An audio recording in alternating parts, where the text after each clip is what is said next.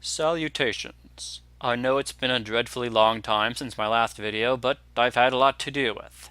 First, my hard drive died, so I had to get a new one, which means I had to install new editing software. On top of that, I've had to deal with graduation, job hunting, proposing to my girlfriend, and now preparing for the upcoming wedding. With so much to focus on, what makes making my next video even harder is trying to rekindle the passion I had when I began this channel. So, to try to get that passion back, I thought I'd spend some free time revisiting my personal favorite cartoon, the animated Teen Titans show. In particular, I'd like to talk about my favorite character. There's no debate on how awesome Raven is. She's the master of magic, utilizes the power of her mind, and lurks in the darkness. The half-human daughter of a demon overlord intent on using her to conquer the earth, she struggles to suppress her innate wicked nature by maintaining her emotions, while preserving her human side through the emotional bonds with her friends. While all of these reasons make her awesome, to answer that, I'm going to go ahead and examine the episode Spellbound, which opens up post-theme song with kids at a park getting kidnapped by a giant robot heart named Cardiac, whom Raven easily defeats.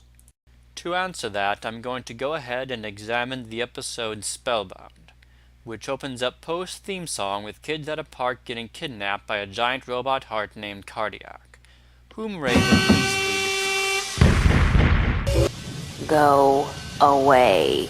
The last to do so are Beast Boy and Cyborg, and I want to note the look on her face right here. It's just sad. As in, deep down she really does want to spend time with them, but feels like there's no point in doing so. No. Oh, Raven, come on! Why can't you just have fun like normal people? Why are you always locked in your dark room reading your nasty old books? Why do you have to be so creepy? Forget it, B. Leave her alone. I'm not creepy. I'm just different. And I wish there was someone around here who understood that. Someone I could talk to. Someone more like me. And right then is when Raven officially became my all-time favorite character. You see, I was always the quiet kid, the kid who kept to himself, the kid who isolated himself at every social event, the kid who loved reading books, the kid who didn't laugh as much as the others, the kid who refused to partake in athletic activities because I was afraid I'd make my team lose, and the kid who spent most of my time in my room. I also had a difficult time relating to anyone, having vastly different interests to all my friends and classmates. I had lunch by myself every day for 6th through 9th grade, and I absolutely hated it. And I hated myself. I struggled with self-worth and self-esteem, to the point that I would sometimes cry over how much I believe I sucked. And while I never dressed in black, you could say I was going through an emo phase, believing that nobody understood how I felt. So at this moment, Raven became my favorite character because I no longer felt I was looking at another superhero or cartoon. I truly felt like I was looking at a reflection of myself. So getting back to the episode, the book starts talking. As it turns out, the wizard Melchior from the story was imprisoned in the book by the dragon. Unable to do anything but talk, he talks to her for a while, and it seems that Raven has finally found the friend she desires. Then, you don't think I'm creepy? Certainly not. You are dark, and darkness is often misunderstood. But I feel like I understand you. I feel that way too. Hey, Raven. It's like almost noon and you haven't come out of your room. So, just in case you're mad, I'm gonna go ahead and say, sorry I called you creepy last night. Raven? Perhaps if we're quiet, he'll just go away. Raven, is everything... Hi, you were laughing, and I thought I heard... Is there someone in there? Just me. And a really good book. Melchior teaches Raven a spell to grant him physical form, yet still leaves him bound to the book. To make Raven strong enough to free him, Melchior summons a massive library so that she can learn more advanced magic. This leads to a cute montage showing their growth from friends to possibly more than friends. You know, there is a better way.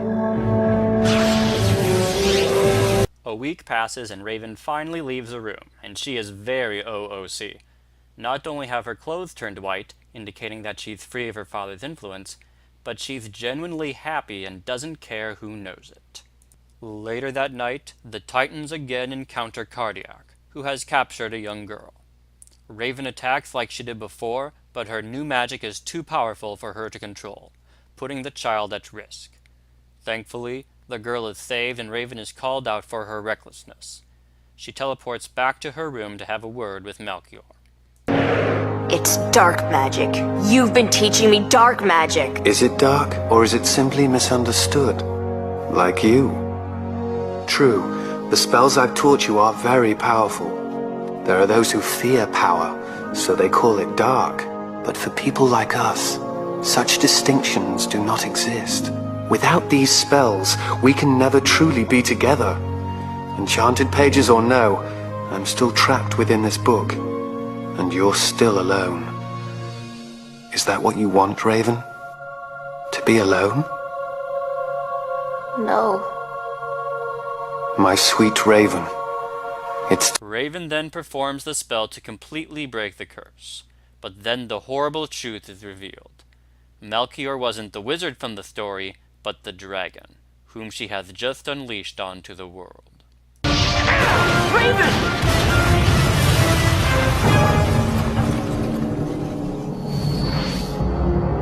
He lied to me. He lied. And I gave him what he wanted. So let's review.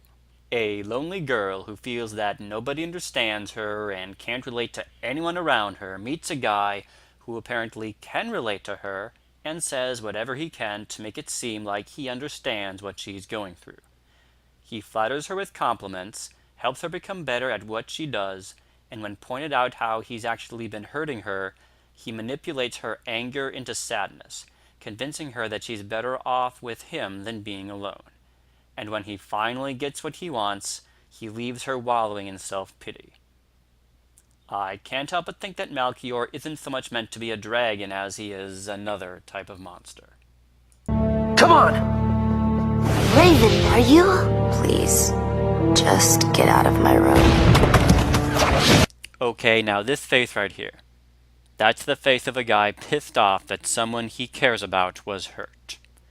That's the face of true friendship. The Titans go up against Melchior, in an awesome fight scene that ends with Raven sealing him back in the book. Unfortunately, her cape changes back to blue, indicating that she's again vulnerable to her father's influence.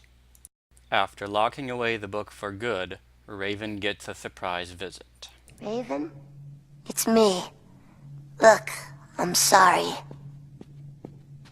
For what? You're not the one who... No, I'm sorry that he broke your heart. I know it was all a lie.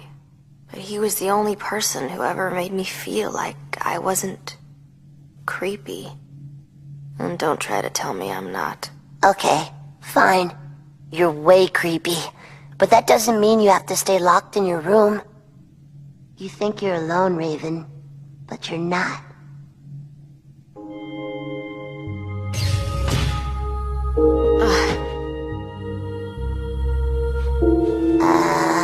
So what makes this my favorite episode is that it gets to the core of what the Teen Titans are all about. Friendship. Both in the animated series and in the comics, the Titans have persevered through many grievous trials through the power of friendship.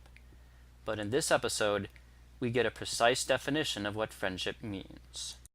It's natural for us to seek out friendships with those we share something in common with or who seem to understand what we're going through. These are all fine ways to make friends, but true friendship doesn't depend on any of those.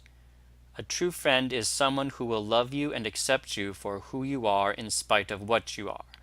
A true friend is someone who is happy to see you happy, who offers you comfort when you're sad, and is angry at anyone and everyone who hurts you.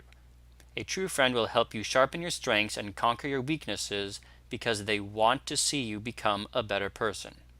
They may not understand your background, your interests, or what you're dealing with, but they don't have to in order to see what a great person you are, enjoy your company, and help you get back on your feet.